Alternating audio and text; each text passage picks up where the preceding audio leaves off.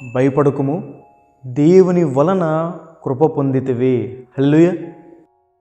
దేవుని దూత అయిన గాబ్రియేలు గారు మరియమ్మ గారికి ప్రత్యక్షమై చెప్పిన మాట, భయపడొద్దు, దేవుని వలన నువ్వు కృప పొందావని. ఎందుకంటే లోకరక్షకుడు నీ గర్భాన జన్మిస్తాడు, నిన్ను ధన్యురాలు అంటారని.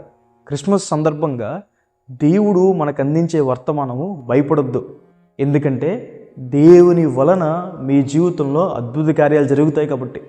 మన భారతదేశానికి మిషనరీగా వచ్చిన విలియం కేరీ గారు ఇలా అంటారు, దేవుని కొరకు గొప్ప కార్యాలు తలపెట్టండి, దేవుని నుంచి గొప్ప కార్యాలు పొందుకోండి.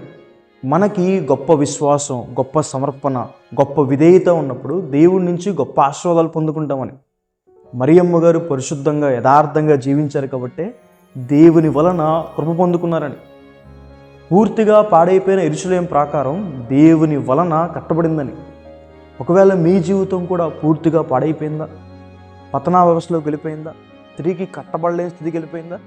విశ్వాసం ఉంచండి, దేవుని వలన మీ జీవితం మరలా కట్టబడుతుందని, అద్భుతంగా అత్యున్నతంగా కట్టబడుతుందని.